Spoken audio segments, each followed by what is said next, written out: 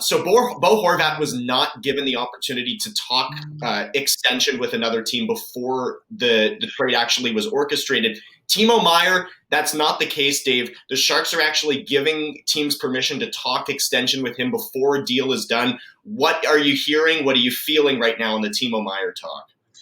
Right. Well, they will. So they've got to agree to the parameters of a deal. So they have to be comfortable with, okay, if you sign him to an extension, here's what the package is going to look like. So once they figure that out, then they'll say, okay, Team X, go talk to Claude Lemieux, his agent, see if you can hammer out a deal. Like, Claude thinks that his client's getting traded.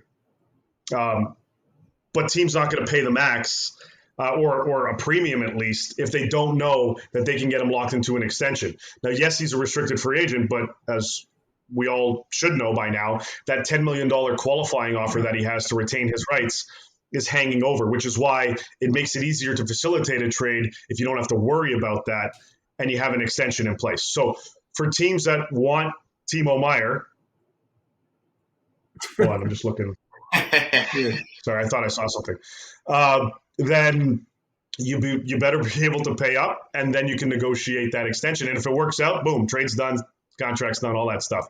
But yes, New Jersey definitely in the mix on Timo Meier, and they'd love to make it happen. They have the tools to make it happen, but I don't know what Mike Grier and San Jose is asking for. Like, if they want, Nemec, I don't see that necessarily happening as the main piece of a return. Alex Holtz, probably. Holtz, a first-round pick. And I doubt they're trading the rights to Jack Hughes' brother. No. Right, exactly.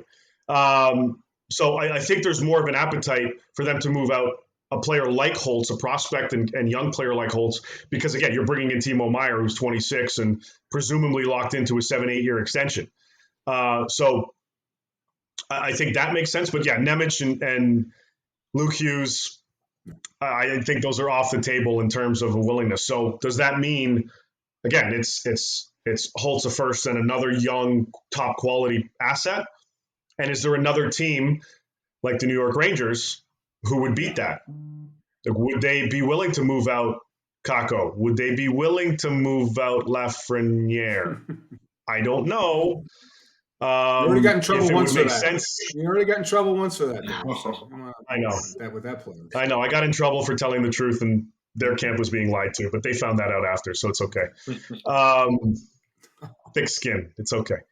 I'm honestly, I'm curious about what the Rangers try to do here, because they were in on Horvat. They lose out on Horvat. Do they want to lose out on Timo Meier to New Jersey now? I think that's the other consideration for a team like the New York Rangers. So, and yes, there are other parties, and because he's RFA and controllable, that's why we're hearing Buffalo, which is what we first reported a couple weeks ago, which is why we're hearing teams like Philly, Montreal, Detroit, totally out of it, that have knocked on the door to see what that price tag is going to be. And then you've got the contending teams, the Rangers, the Devils, and so on. So it's going to be interesting to see how this one unfolds, but it definitely looks like he's going to be moved at some point. Is anyone going to step up before the deadline to make that happen? We got 4.5 weeks to see.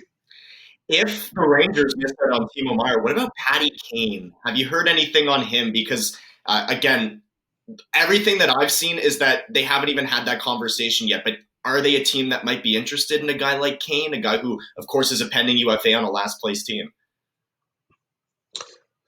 Well, yeah, I mean, the Rangers are definitely linked to and have legitimate interest in Patrick Kane. I think this week they've started, I believe, it might be right after All-Star, but I think the plan was to at least connect this week with Kane, Taves, their agent Pat Brisson, Kyle Davidson, the GM of the Hawks, to at least start this process.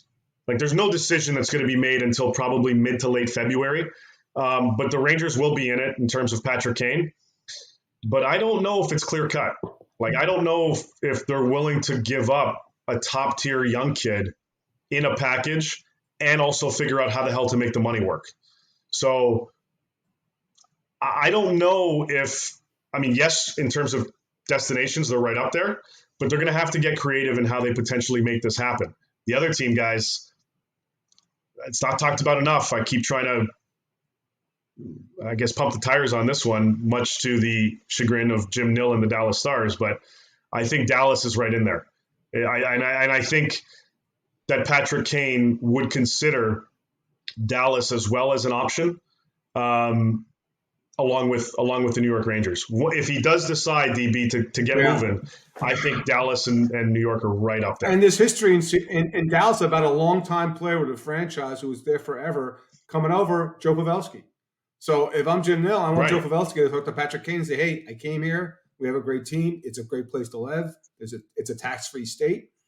So that makes sense. And I think the Rangers, that's a pure rental. So if you're gonna trade for Timo Meier, you're gonna probably have to give up less for Patrick Kane. At least I would think so. To me, that's the more logical thing because I think Patrick fits in this. Yeah, you talked about Kakko and Lafreniere. When those guys get top line reps, they've been doing their thing. They've looked good. It's just a matter of them getting those opportunities. So do they obviously move on to go all in this year? We will see.